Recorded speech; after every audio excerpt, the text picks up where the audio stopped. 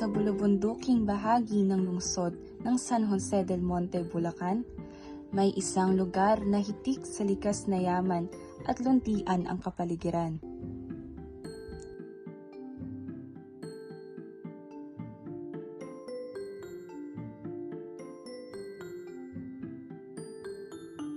Ngunit sa likod ng ganda nito, may isang paaralan na tahimik na nakatayo sa liblib na lugar.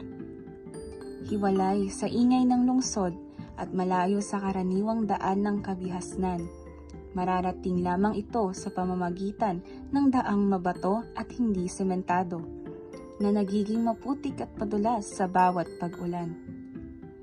Ito ang landas na araw-araw tinatahak ng mga batang may baong pangarap, mga paang sumusuong sa putik at mga pusong kumakapit sa pag-asa para lamang makapasok sa paaralan.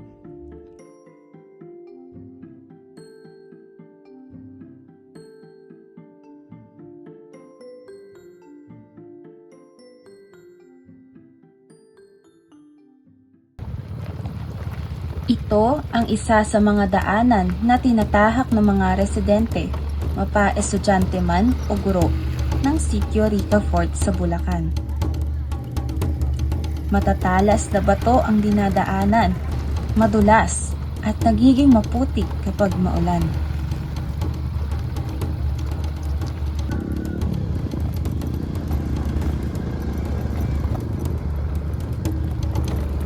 Halos 30 minuto namin itong nilakbay gamit ang motorsiklo na nahirapan ding umakyat sa mabato at madulas na daan.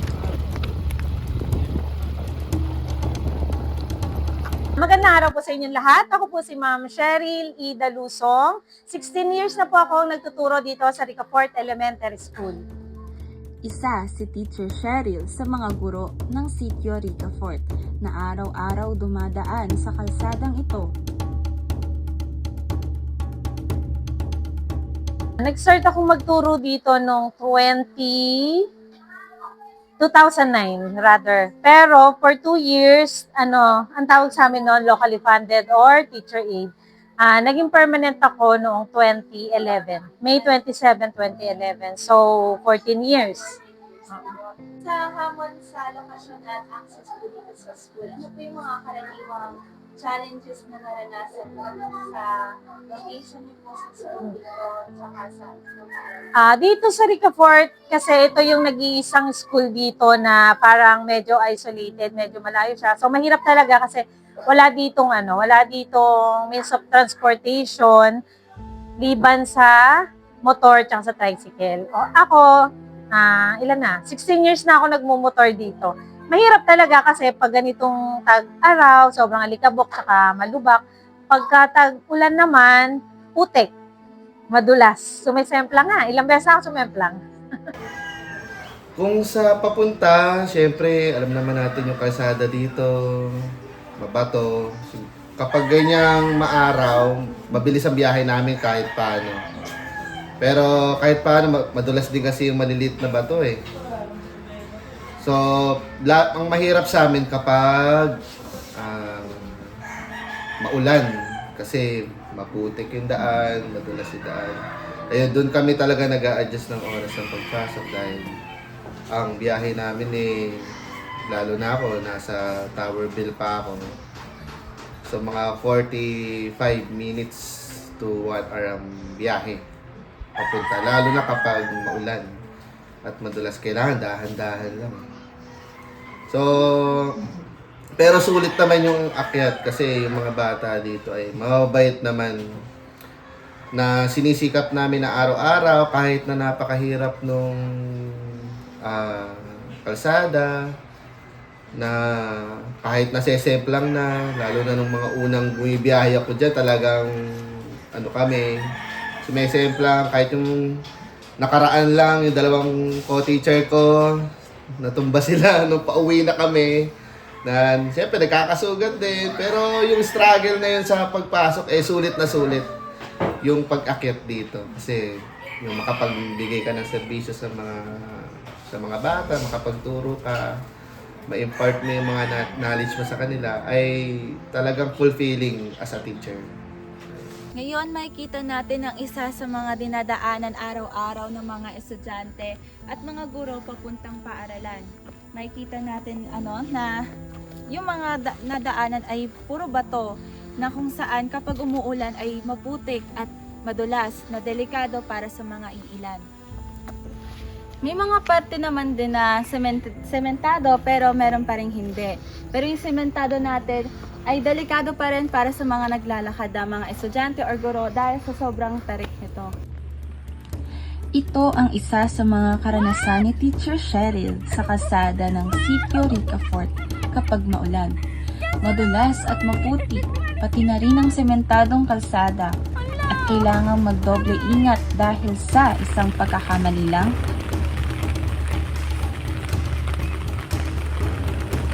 maari kang matumba sa sinasakyang motor.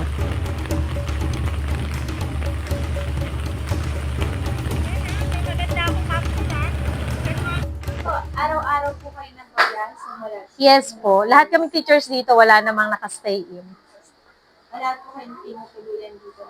Lahat kami taga-baba. Tawag namin taga-baba.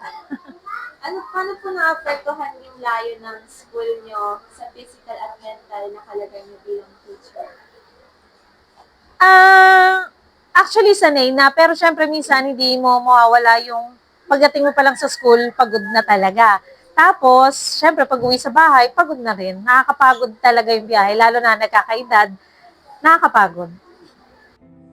Ang pagod at hirap na nararanasan sa daan ay hindi lamang kwento ng mga guro at estudyante.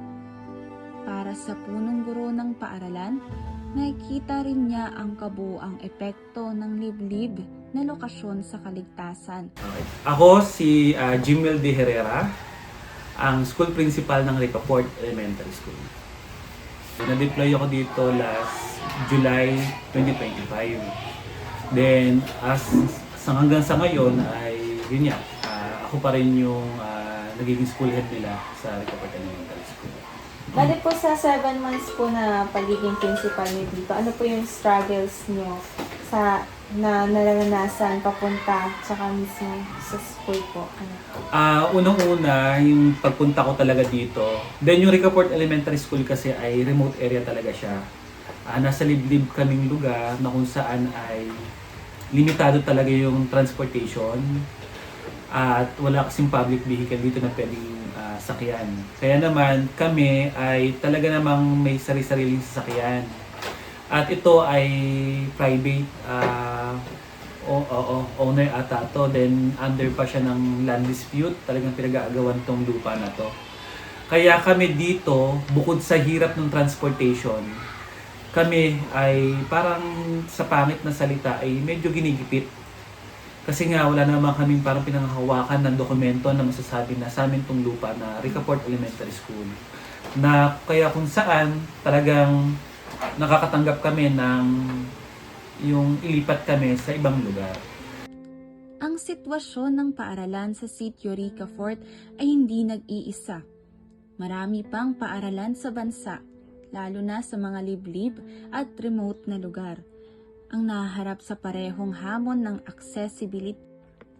Ayon sa Department of Education, may 1,044 na paaralan sa buong bansa na itinuturing na remote at 86 ang classified bilang extremely remote na karamihan ay nasa geographically isolated and disadvantaged areas, mga komunidad na mahirap marating at kulang sa basic amenities. Yun, ulitin ko, unang-una yung transportation.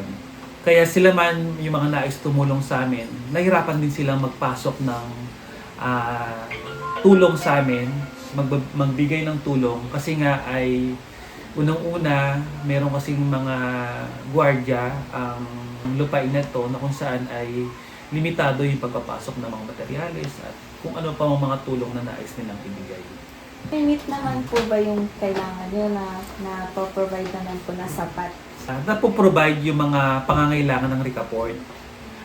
Lahat naman ay meron kaming budget. May budget naman kami para makapag-sustain yung isang school. May mga budget na tawag na MOE.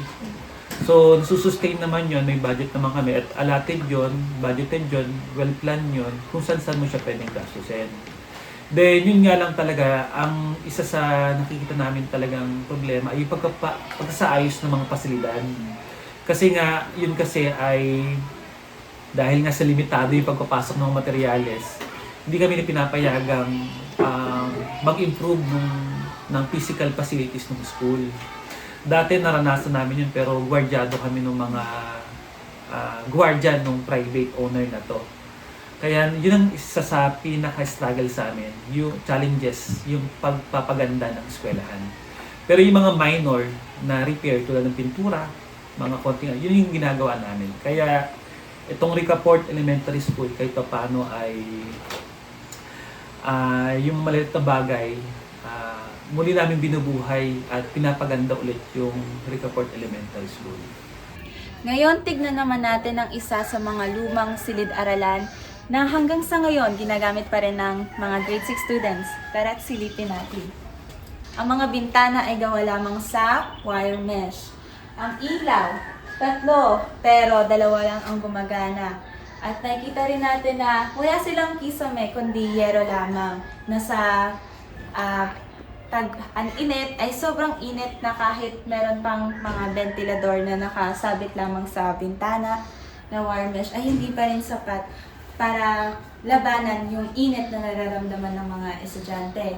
At mapapansin din natin na ang mga upuan ay luma na at halatang pinagdaanan na ng panahon.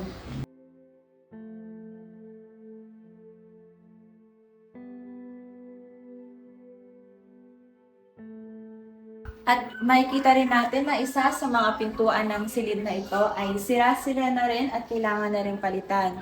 Dito natin makikita na ang Ricafort ay kulang sa mga materyales para sa silid-aralan at mag-aaral dahil na rin sa kahirapan pumunta at kalayuan nito sa bayan.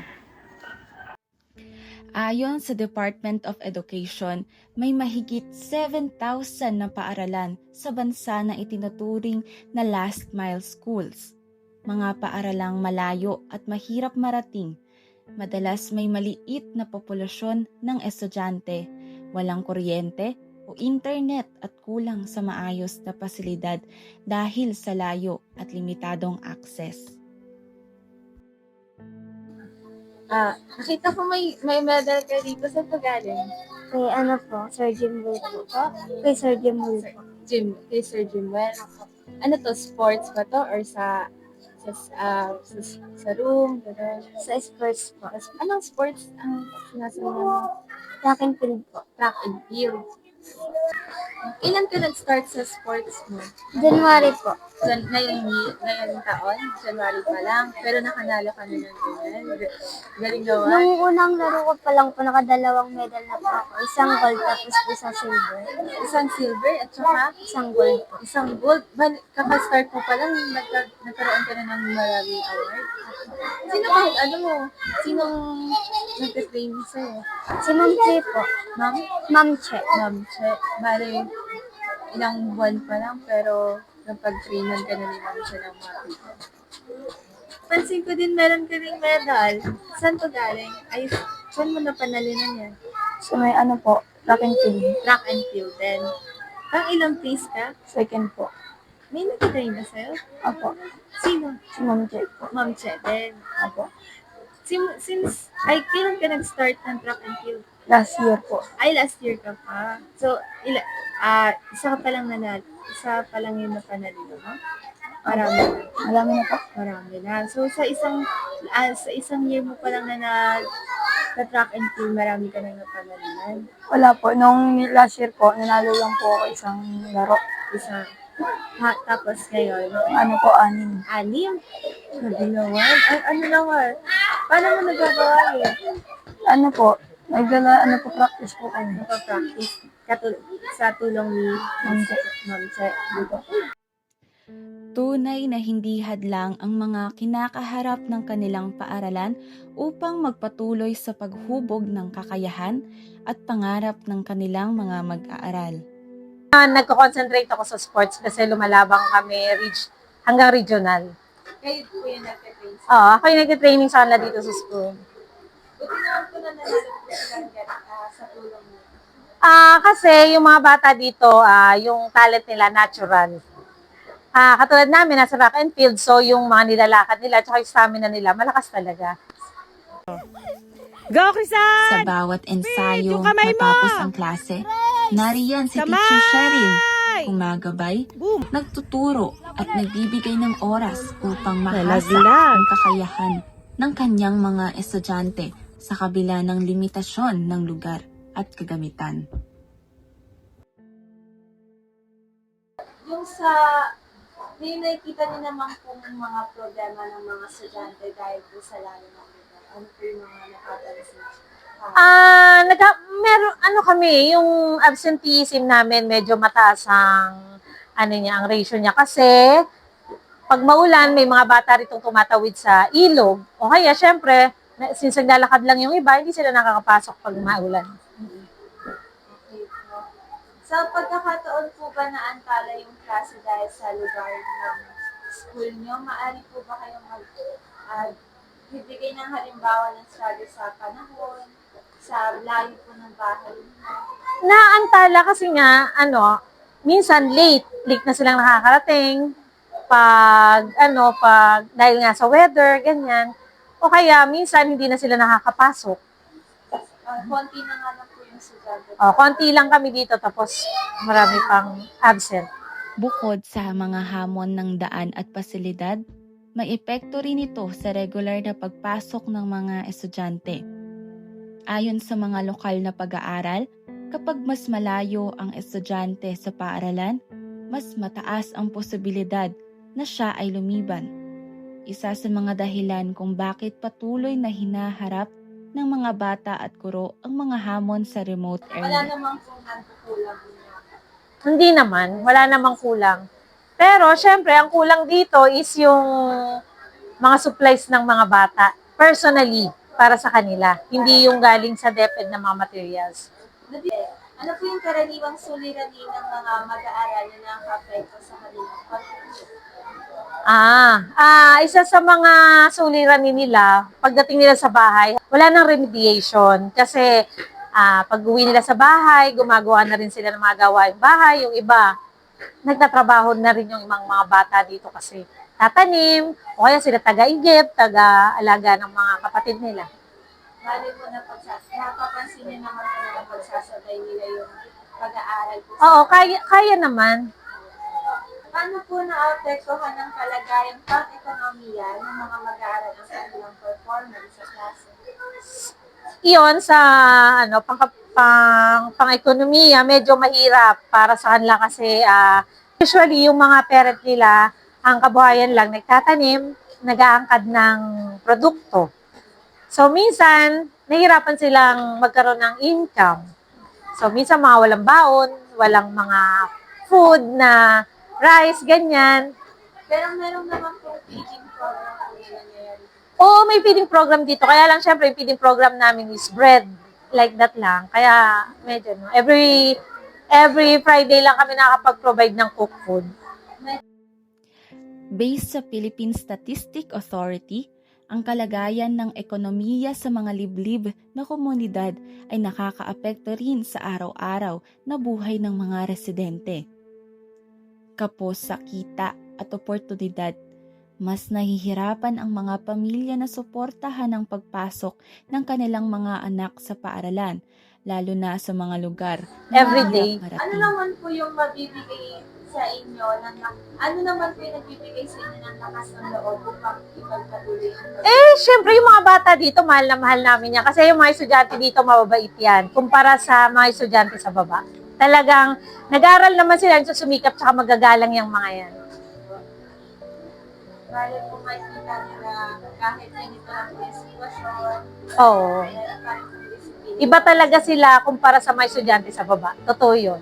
Ano naman po yung inyong mga mungkahi upang mapabuti ang kalagayan ng mga guro at mag-aaral sa malalayong paaralan? Sa mga guro, tiyaga lang talaga. Tiyaga. Kasi katulad din naman to ng ibang eskwelahan, parehas lang din naman kami ng mga nare-receive na incentives at ng mga bagay-bagay. Pero syempre, iba talaga pag dito. Kasi yung travel talaga namin is mahirap. Tapos sa mga bata naman, talagang tiyaga lang din talaga. Talagang pagsusumikap para makatapos sila. Kasi hindi lahat ng mga batang nag-aaral dito nakakatapos din. Bibihira talaga yung nagkakaroon ng degree, tsaka nagsusumikap. Kasi usually yung iba maaga pa, nag-aasawa na. Ayun. Ninang na nga ako ng maraming estudyante dito. Kaya, yun. Para naman sa ganun. Oo, ganun din. Pagsusumikap din. Tiyaga din nila. Actually, gusto din naman nila nandito sila sa school eh. Minsan masusupan lang nasa school kaysa nasa bahay. Siguro ang mensahe ko na kahit na alam natin na hirap sila sa buhay, na total may sakripisyo si teacher, nagsasakripisyo din si bata. Sana sulitin nila yung natututunan dito sa paaralan, na yung natututunan nila dito, dalhin nila hanggang sa paglaki nila, ituloy nila yung pag-aaral.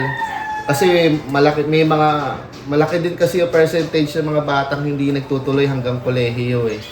So, hinihikayat ko na mga hinahawakan ko estudyante, mga gumagraduate sa amin, na ituloy nila hanggang kolehiyo.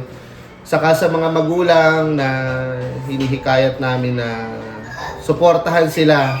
Lalo na ngayon, ang kolehiyo naman libre naman na eh. Kaya kumbaga mas accessible naman na yung edukasyon ngayon. So yung pagpapatuloy na lang talaga na sa sipag nandyan na eh. Yung sana may magsuporta sa kanila sa pag-aaral, na para magpatuloy sila sa kung ano man ang pangarap na gusto nila, na kahit na pailan-ilan lang, nakakatuwa kasi na may mga batang nagtatapos kami dito, na teacher, engineer, ayan. Na nakakatuwa na kahit paano kahit sa maliit na paaralang ito, nakakapag-produce kami ng mga ganong klaseng mga bata. So, nakakatuwa na kapag yung pagsisikap nila talagang dinadala nila hanggang sa paglaki nila. Sana hindi sila kumito sa pag-aaral, hindi agad mag-asawa, na kahit paano yun din yung nakakapigil din, nagtatrabaho din agad, na tuloy-tuloy lang hanggang sa maabot ang pangarap para malayo din Ang mga pangarap. salitang ibinabahagi ng ating mga guro ay patunay ng kanilang dedikasyon at pagmamahal sa bawat batang naglalakad sa hirap at hamon ng daan. Sa kabila ng lahat, patuloy ang pag-asa at pagsusumikap ng mga mag-aaral. Dito kasi, like kung sinasabi, pag dito kasi na destino, sa Ricaport Elementary School, lagi kong ini-impart sa mga guro na sabi nga, dagdagan pa yung puso. May puso sila dagdagan pa yung puso at malasakit. Kasi dito pag nagturo ka, hindi basta kung ano yung profession mo, dadali mo hindi dapat dito puso at malasakit talaga. Kasi iba kasi ang nagsuserve sa liblib na lugar. Talagang andito yung mga medyo kumbaga hindi man ganun kapanganib, pero yung sakripisyo kasi talaga.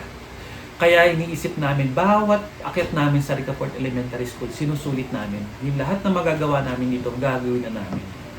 Yun nga, sulitin ang bawat akyat sa Ricaport Elementary School. Bale, ano po yung nagiging motivation mo po na magpatuloy kahit ganito po yung struggle na mahirap? Yung bata. Siyempre, bata pa rin kaya kami nandito kasi sa mga bata. So, yung pangarap kasi ng bata ay pinapangarap namin para sa kanila. Yung kasing pinaka parang vision at mission namin sa Ricaport Elementary School. Kasi hindi lang yun, kundi taas yung antas ng pamumuhay nila. Kasi sabi nga, kung naturuan talaga yung bata na guide at nakapagtapos sila ng pag-aaral, yun yung mga isa sa mga dahilan para miyakit nila yung pamumuhay nila dito sa Sitio Ricaport o sa Ricaport Elementary School. Bale, ano po yung masasabi niyo sa Ricaport na gusto niyong sabihin sa iba, na malaman po ng ibang na kunwari nasa malayong lugar din po, ano po yung masasabi niyo na sa Ricaport? Bale, ganun. Siguro masabi ko sa iba tungkol sa Ricaport Elementary School ay kami naman. Kami naman ang sana mapansin, bigyan pansin at mas bigyan ng mas mas mapansin tungkol sa budget or so kung saan pa man. Kasi yung bata rito mas kailangan talaga nila ng pansin. Hindi man sa edukasyon, kundi sa mga pangangailangan. Kasi sabi ko nga, hindi lang naman ang edukasyon kailangan dito, kundi yung mga pangangailangan nila ng mga bata. Hindi man material, kundi yung kung paano pa maiantas yung makakatawid sila sa pang-araw-araw nila na pamumuhay para lang makapasok at makapagpatuloy sa kanilang pag-aaral. Yun lang. Tanto niyo po, mapagmamalaki ang Ricafort. Ang Ricafort Elementary School kasi, unang-una yung bata. Yung bata rito, disiplinado. Yun yung unang-una kong nakita. At yung bata rito, walang kaarte-arte. Kasi nga sanay ang bata rito sa gantong sistema ng pamumuhay. Pangalawa, hindi ibig sabihin na sa liblib kami ng lugar ay mahihina ang bata. Hindi. Kami, kahit nasa liblib kaming lugar, kaya namin makipagsabayan sa kanino pang mga eskwelahan na naglalakihan. Ngayon yan, meron kami mga panlalaban sa journalism at sa mga sports. Doon pa lang, ibig sabihin, nakikita yung kalidad ng edukasyon ay wala sa lugar. Nasa liblib man o nasa syudad man. Ibig sabihin ay pantay-pantay na ibibigay yung edukasyon para sa kanila. Equal opportunity at quality education ba yun? Ay ko sa mga estudyante, tuloy pa rin mangarap. Wag na wag kayong hihinto na wag mangarap. Kasi nandito kami, sabi ko nga kanina, yung pangarap nyo ay pangarap namin. So tuloy pa rin ang pag-aaral, sikapin pa rin makatapos ng pag-aaral. Sa mga guro, sabay-sabay tayo. Sabi ko nga na yung hirap natin sa Ricafort Elementary School ay sulitin na natin. So patuloy pa rin yung pagpapadama ng puso at malasakit para sa mga batang Ricafortian. Thank you po, Salamat sir. din.